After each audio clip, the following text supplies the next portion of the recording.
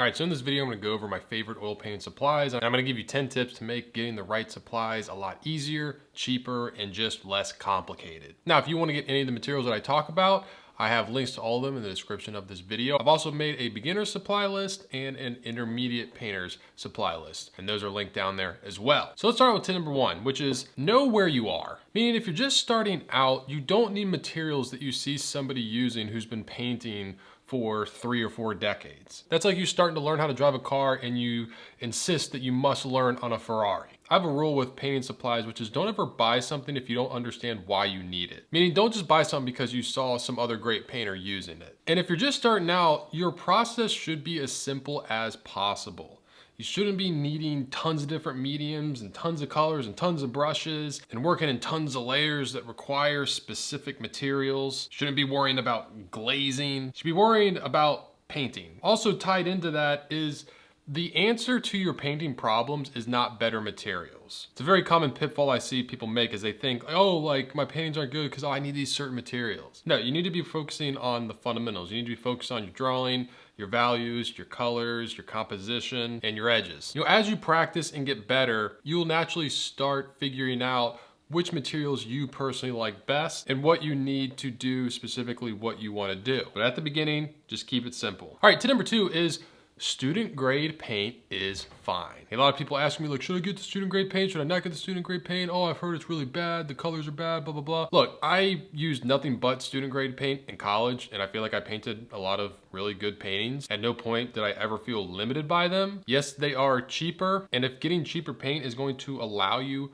to paint more and get more practice, then use them. Now, as far as colors go with the paint that you get, I recommend using the primaries in white. It's ultramarine blue, cadmium red, cadmium yellow light, and titanium white. And you could throw alizarin crimson in there too if you want a cooler red. But I highly suggest using those primaries. One, it limits the chance of you wasting money buying a color that you don't end up using that much. But also just starting out with the primaries in white and learning how to mix any color using those is gonna give you such a strong foundation of understanding color. That's all I used for years and years, and I am so glad that I did, because now mixing color is completely instinctual for me. Like I'm constantly thinking, oh, do I need to push this more blue? Do I need to push this more red? Or do I need to push this more yellow? Even when I have 6, 7, 8 other colors on my palette, I'm still thinking in that way. I'm just putting those other colors like a burnt sienna into the category of red, or yellow ochre into the category of yellow, or ivory black in the category of blue. Now, if you don't understand color mixing and using the primaries, I'm not gonna get into it in this video because I offer the color mixing video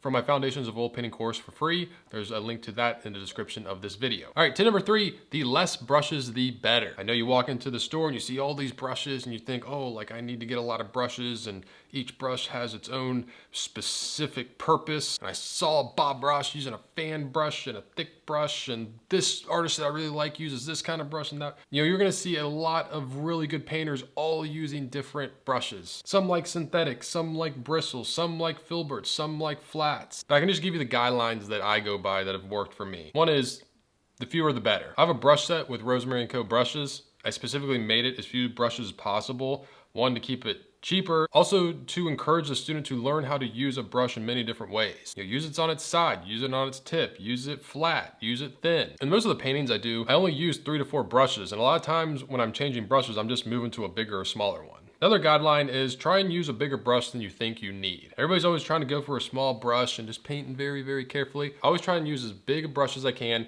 I hold it at the end of the handle so I can step back away and really make big, bold strokes. I like flat brushes because I can get a straight edge if I want to with them. So all the brushes in my brush set are flats except for a couple rigger brushes used for the small detail areas at the end of a painting. All right, moving on to the next tip, but still staying on brushes, which is don't clean your brushes. I wish I knew this when I first started, but I don't clean my brushes. When I'm done painting, I'll wash them the best I can in my paint thinner and then wipe them with paper towel, and then I dip them in this brush dip from Geneva Paint. It's a very slow drying oil, so slow drying that I can just dip my brushes in them, set them down, and they will stay wet for days and days. So I don't have to worry about the paint drying in the bristles and ruining the bristles of the brush. All right, tip number 5 is stretched canvas is overrated. Now, I say that having stretched canvas be my favorite type of canvas to work on. I really like the spring of it.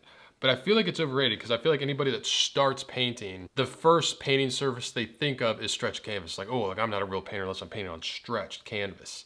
And it's not true. I paint most of my paintings on panels. They're cheaper, they don't take up as much space. I don't have to worry about getting a hole poked through them. I can plein air paint with them. They're really great to practice on. The ones I buy aren't too expensive, so if I do a painting and it doesn't turn out well, like I don't feel devastated by it. Now there are some really nice panels out there. They can get really expensive, but the ones that I like to use just day to day are the Fredericks panels. I do use their nicer ones, the oil plein Belgian linen. They're smoother, not as absorbent, and I really like the texture. You know, I get them 9 by 12 inches, 11 by 14 inches. I like doing small paintings on 6 by 8 inches. They're really convenient and I like them a lot. Now, another good thing to do is to get a canvas pad. They also have linen pads out there if you do want to paint on linen, but it's even a cheaper, more convenient way to paint. You know, don't think that every single time you paint, it needs to be something that you're going to frame and put on your wall. That's a very bad mindset to have with painting. I feel about 80% of the time I'm painting, I'm practicing, meaning I'm not expecting it to be a painting that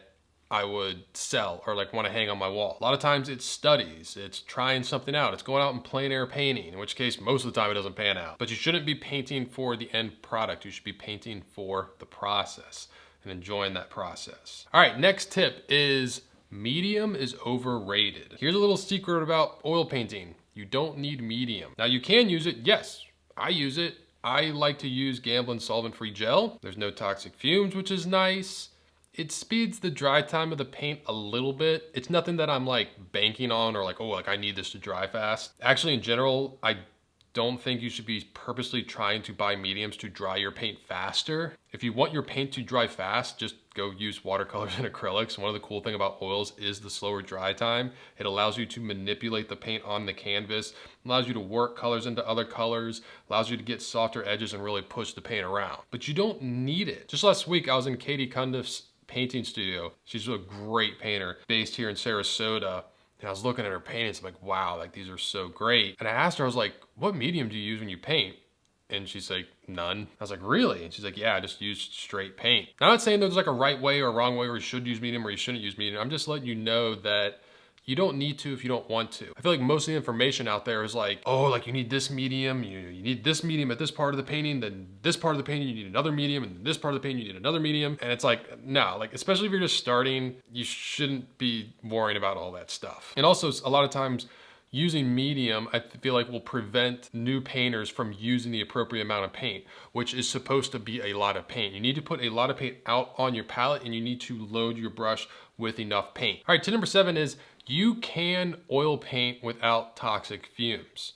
I know this is a big part of why people don't oil paint, but there are ways to do it. First off, the actual paint itself does not have toxic fumes. Some might be toxic to eat or to completely cover your body with, but they're not fumes that are in the air. The fumes are gonna come from your paint thinner and certain mediums that you use. So you wanna read the labels on those. But as far as medium goes, I told you I use the Gamblin solvent-free gel, so there are no fumes with that. Now, as far as paint thinner goes, Chelsea Studios offers non-toxic paint thinner. It's a little more expensive, but it's still an option. But you can also use water mixable oil paint, which leads me to my next tip, which is water mixable oil paints are great. I have painted a lot of paintings with water mixable oil paint.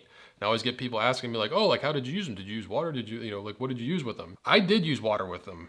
And I know that you're technically like not supposed to, but I did. Like I just used the water like it was paint thinner, and then I used my solvent-free gel as my medium and just kind of painted as normal. And I didn't run into any problems. No cracking of the paint, like nothing. And I used like all sorts of brands. I used the Winsor & Newton brand, I used Cobra, the Aqua Duo. And my only kind of problem with them was I felt like certain colors weren't as strong as regular oils. Like I did have a little bit of trouble only using the primaries to paint. Like I felt like I needed to add a few colors, but you know, still worked. Happy with the paintings. I do know that if you are using water, you don't want to use bristle brushes. You want to use synthetic brushes because the bristle brushes are going to retain that water and like soak it up, and you don't want that. But all in all, water mixable oil paints, great option. All right, tip number 9 is lighting your canvas in your studio is never ending. Now, the ideal lighting is having a big set of tall windows with north-facing light. I remember when I went to Michael Shane Neal's workshop, his studio was set up that way. These great big windows that face north, and just the temperature of light and the consistency of that light since they were facing north was great. And he actually made sure that the students got the opportunity to paint in that north-facing light in his studio just to see, and it was really nice. But now if you're like me and you can't have north-facing light, you have to kind of make do with artificial lights. And my lighting setup is actually a lot more complicated because I have to film myself while painting. But the light setup I recommend the most is this light here that you can just attach on top of your easel. I've had a lot of students get it and say they really like it. The color temperature of it is just like natural daylight, which is great. It's very adjustable. There's 2 parts of it, so you can really, adjust it so you don't get any glare on your painting. Just in general, I feel like it's good to have the light above your painting. I feel like that reduces the amount of glare. But you do want to put some thought into how you're lighting your canvas and making sure things like your canvas and your palette are in the same light, the same amount of light, the same temperature of light. All right, and the last tip is learn to like to paint small. I really wish I would have figured this out early. This took me a very long time to figure out. Like I said before, I like to paint on 6 by 8 inches, 9 by 12 inches, 11 by 14 inches. Anything over 11 by 14 inches is like huge to me. Painting that small allows me to do paintings quickly, which allows me to do more of them, which allows me to get better faster. Also, the more I paint, the more I understand how simple the problems are that you need to solve to make your paintings better. And painting really big and taking a long time and having space to put like a lot of detail isn't going to improve your painting skills that much. Like putting more and more detail in a painting is never gonna really make your painting work. It can make your painting better if you've already solved the core problems of your painting, things dealing with value, color, composition, edges. But if those things aren't right, putting details not gonna fix those problems. And when you paint small, you're kind of forced not to deal with detail. And it's kind of like a more direct look at what's working and what's not. You very quickly can see like, oh, like my values aren't working. Like, oh, those colors are too warm. Oh, those are too cool. That composition's not working. These big shapes aren't right. Like my new favorite thing to do is these paintings on craft paper, like these little 3 by 4 inch studies. They are so fun to do. It's like the first time I've ever had a painting sketchbook, I guess. But I use oil paint and I just paint right in the book. It dries really quickly, so it's easy to kind of sketch something out and figure out the colors and the values in 20 or 30 minutes before I start a bigger painting. If you have to, tape off a panel into little squares or rectangles and do small studies there. I just see a lot of beginner painters thinking bigger is always better, and I don't think that's the case. All right, hope you enjoyed this video. If you did, please hit the like button, turn on that notification bell so you know when I release a new video. And again, there's links to all the materials I talked about in the description of this video. And if you would like to see what I am painting on a daily basis, you can follow me on Instagram at Forza43. I'm Chris Fornatero, here telling you to go get painting.